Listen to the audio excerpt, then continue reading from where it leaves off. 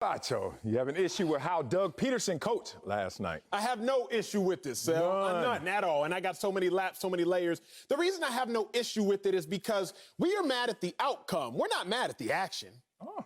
We're not mad at the action of putting Nate Sudfeld in or pulling Jalen Hurts. We're mad at the outcome that Nate Sudfeld didn't play well. If Sudfeld would have played as well as he did the last time we saw him play meaningful football, this would be a non-issue. Let me put some context around this if we can. Jalen Hurts' last 20 drives of the season, he was 25 for 56. No touchdowns, 3 interceptions, with a 44% completion percentage. Jalen Hurts' last 20 drives of the season, he was 25 for 56, no passing touchdowns, 3 interceptions, and 44% completion percentage. League average is 65.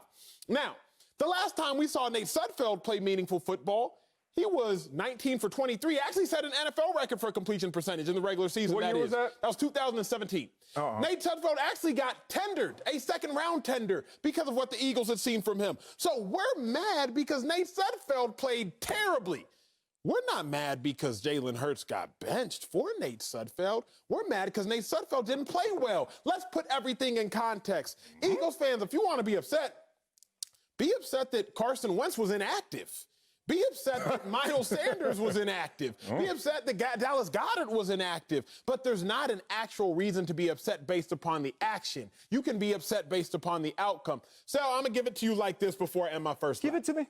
Give it to me, baby. The Eagles had every right, if you will, to go out there and pull Jalen Hurts. I don't think Doug Pederson was trying to lose. When games have now become meaningless, you get other people opportunity. There's a reason that the Chiefs didn't play Patrick Mahomes, because that game was meaningless. There's a reason that the Steelers didn't play Ben Roethlisberger, because that game was meaningless. When the score gets out of whack in a regular season game, there's a reason you pull out your starters or put in your backups to get other people opportunity when a game has become meaningless. The Eagles' game was meaningless. So if you want to put Nate Sudfeld, the backup quarterback, in, particularly when Jalen Hurts has not been playing well for 20 straight drives, I don't see what the big issue is. You saved your best point for last. I give you that last point. When it's a meaningless game, you go out there and let everybody audition. But this game wasn't meaningless. It was in the win-loss column in terms of getting into the playoffs. But it wasn't meaningless in terms of a coach fighting for his job and some players fighting for their position. So meaningless can't be so grand. It can't umbrella everything when it comes to a team. You've been on a team before. Matter of fact, you've been on this team before. Right. And by that take, it sounds like the checks are still cashing from the Eagles. I thought they said Fox on them. They say PHI. You still getting paid by the green. Boy, you had them Thanksgiving knives out today. Carving up Jalen Hurts. Let me see, last 20 drives. Let me cut this up and then speak to America. Stop talking to America like this. This was a bad decision that was culminating into a worse result. A bad decision that turned into something even worse than the decision was. Why was it a bad decision? Because be real, why would you ever take someone out of a game when they're in a game that they're only down by 3 and it really should be tied? You're in striking distance when you talk about this game. This was a close game. This was a one-possession game. And Jalen Hurts is like, yo, can I keep fighting? I mean, you put me in a position to fight. Can I keep fighting? And no, he wasn't allowed. Now, let me talk about why he wasn't allowed, because I've been in this exact same position. This was a muscular move by management. Upstairs, Coach Pederson is now a political puppet for the organization. And I saw it happen before from someone I dearly respect, a tremendous coach in Wade Phillips. Let me give you a little history lesson here, youngster. Ralph Wilson was the owner of the Buffalo Bills. I remember sitting down with Ralph Wilson one day. We was in the lunchroom, all the team eating. You know how we be in there. And every now and then, randomly, the owners show up, and we sitting there, we cutting it up with them for real. Thurman Thomas, Bruce Smith, Andre Reed, me. I don't know why I'm at that table, but I'm sitting there with all these guys, right? And then one time we said, how does it feel to know that you have more money than everyone in this room added up, combined plus profit? And he just giggled and took his nuggets and walked away. Here's the thing.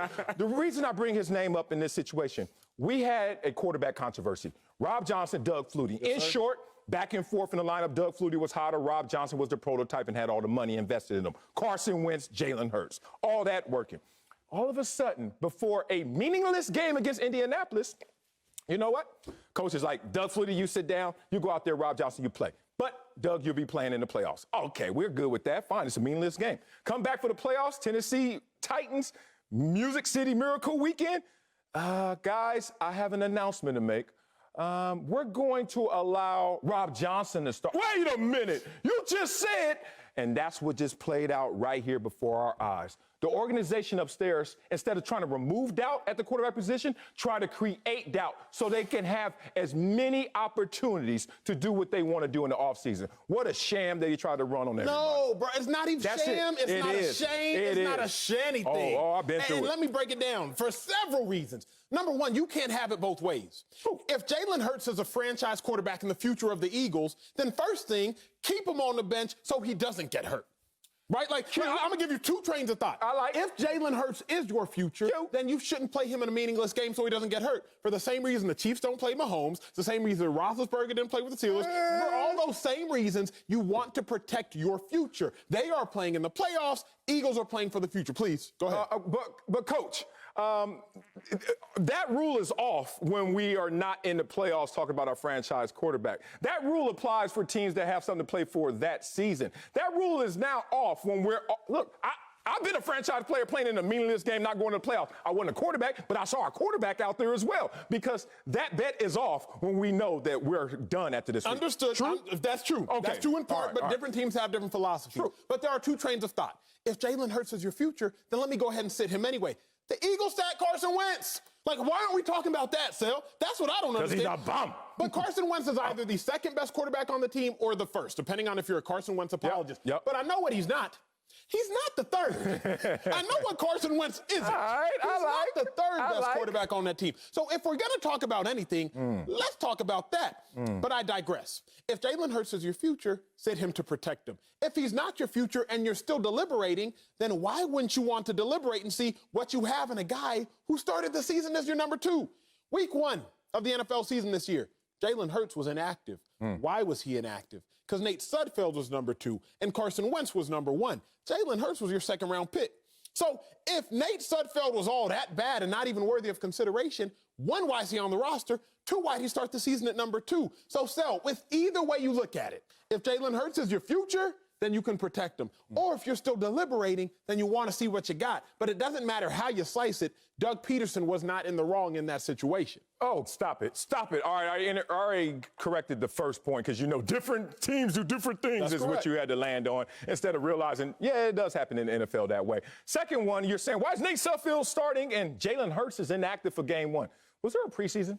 No, sir. Was there an offseason? No, sir. Was Jalen Hurts drafted this year? Yes, sir. Oh, okay. So you know what? You know what's interesting? He ain't gonna beat out Carson Wentz at $128 million. So you know what they do? They just go with seniority. I've been there before. How many times, Acho? I switched high schools.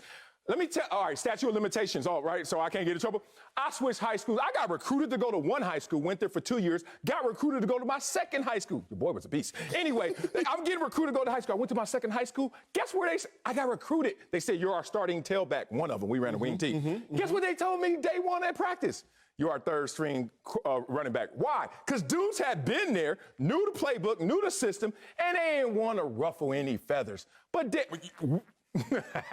when week 1 came around, guess who was starting at tailback? Me. Sometimes the depth chart is just based on we got to respect our status quo. That's true. But guess what? This season was different. No preseason to kind of jump the depth chart and no offseason to jump it. So how can you justify it to a team and say we're going to put Jalen Hurts in that situation? That's all that was. Now, here's my point that I have to make about this.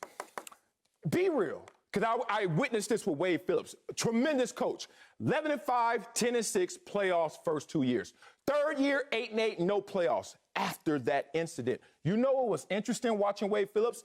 How we had to look at him differently, how we had a bubble of doubt of every word that came from him because we didn't know if it was coming from Ralph Wilson and ownership, and also how the media started to portray the same team with the same amount of talent. It's crazy. Doug Pederson just put himself in position where everything that comes out of his mouth and every move going forward, be real about this. If you're on that team, you're like, Coach, you weren't playing to win. When we're out there sacrificing our bodies, you're not playing to win. I'm glad you went there. I doubt you. I'm so glad you went there. Coach. Because I got to be real with y'all, America. Finally. Nobody else will. Finally. Marcellus clearly won't. Nobody on Twitter will. Promise that. Who really cared that the Eagles lost last night in the locker room? The Giants. In the Eagles locker room. Oh, in the Eagles locker room? I don't know. Those your friends. Marcellus, if you're playing in a meaningless game, and 33% of the roster turns over each and every year, that's 33%. If you're on the roster, there's a 33% chance you're not going to be there the following year. And you're not a starter. Mind you, the Eagles sat Fletcher Cox and Marshall injury, Dallas Goedert, Miles Sanders, Deshaun Jackson. Oh. So if you're not a starter, you want to know who you're playing for in that last meaningless game, like you do in a preseason game, meaningless? Yourself. The name on the back of the jersey, not the name on the front. Preach. 2014, December 31st, playing against the New York Giants. I've told you this before. I was playing in a meaningless game. I was playing for the Philadelphia Eagles. We were 9-6. Wanted to go 10-6, but you know what I wanted more than that? I wanted to play well. Because a big eye in the sky, it does not lie. It don't lie. And I do not know if I'm going to be on the Eagles roster next year. I don't know if I'm going to be in the NFL next year. I don't know where I'm going to be next year. So you want to know what I cared about more than whether or not we won or lost in that game because we weren't going to the playoffs? I cared about what I put on tape. So as it pertains to the Eagles game yesterday, as I perused through the roster of the guys who were playing and weren't playing, like Boston Scott, like Hightower, like all those different players, Hargrave on the defensive line, they trying to put good film on tape because they don't know if they're going to be there or not. Now, if you want to talk about Eagles players who may have been served a disservice, let's talk about Jason Kelce, the center, the all-pro center, may have played in his last game because he's retiring. Let's talk about Zach Ertz, Super Bowl winning catch, who may have played in his last game for the Eagles because they may part ways after the season. Let's talk about Brandon Graham, been on the Eagles for 11 years, just made his first Pro Bowl. But let's please not act like there was a huge disservice to all these players because they were playing their hearts out to win and the coach somehow contradicted and undermined their the way in which they fought to win. No, I'm going to be real with you because I've been there. I've been the backup. I lived my career as the backup. Same here.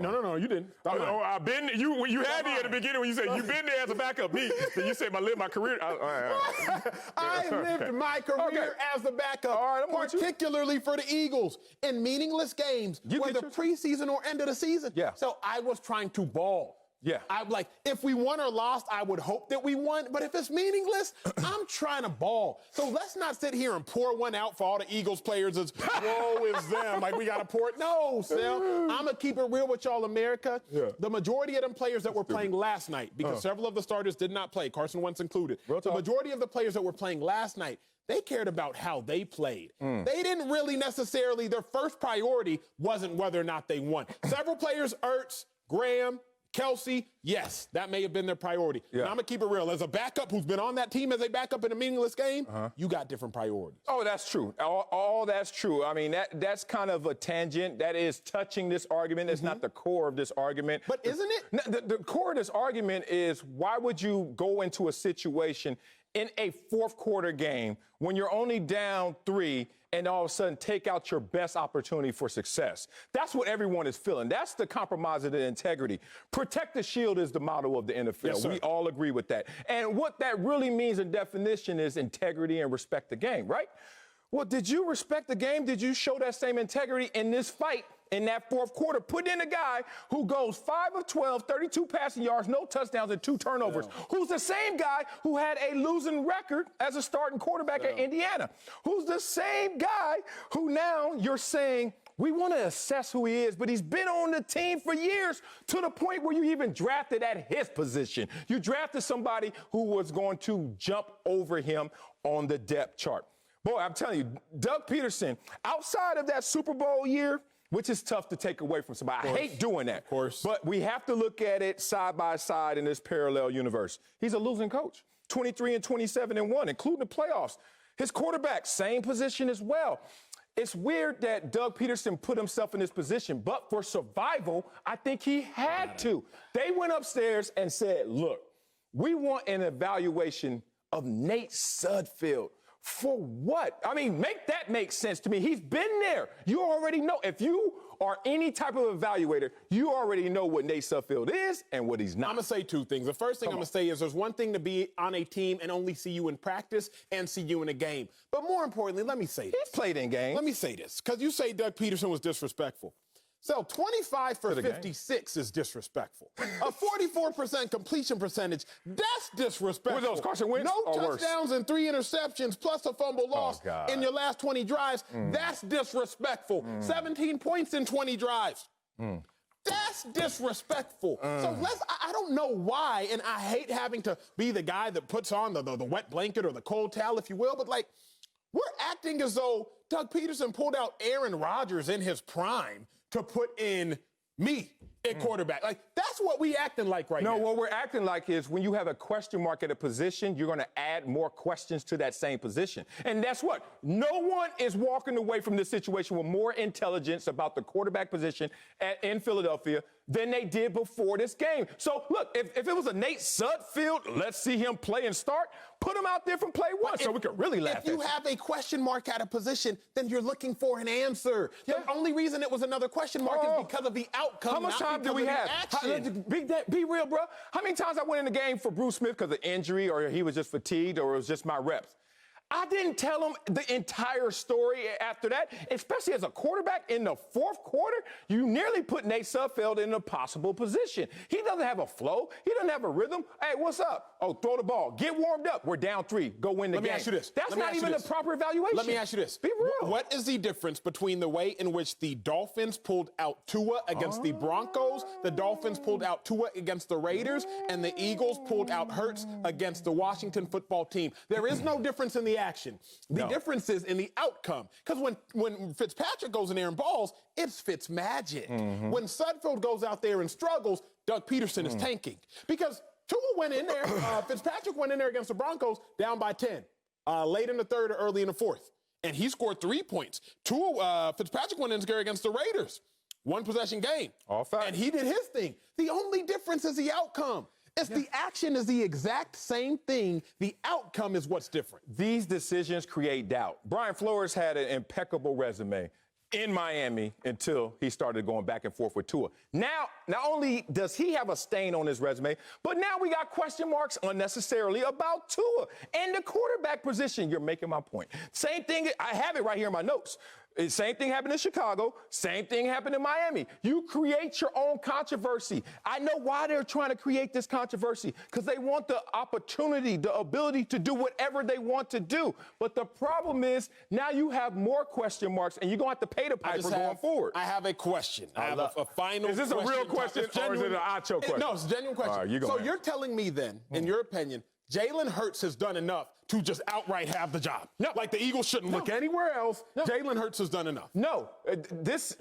Talking about a Voltron in terms of all the issues, like you got to talk about the contract. First thing that's even keeping this a conversation is Carson Wentz and all the money. If not, they would have discarded of him the day that he started to regress. But how? Jalen Hurts is not playing that great. So how can you, even if Jalen Hurts and Carson Wentz were making in a 4-game sample size, Jalen Hurts checked the box he was only asked to do, which is create a spark. They asked him to create a spark because this was the 26th ranked offense. This was an offense that lacked balance. This was the second most penalized team in the NFL, and a lot of them were pre-snaps coming from your leader at the quarterback position. Your quarterback has had a historic regression, and you're going to act like let's just add some more questions to that position. All I'm saying is this. If Jalen Hurts and Carson Wentz were making the exact same amount of money, that wouldn't change the fact that Jalen Hurts has struggled the last 20 drives, the last 2 games. That wouldn't change the fact that Jalen Hurts was 1-2. That wouldn't change the fact that he was losing to Washington.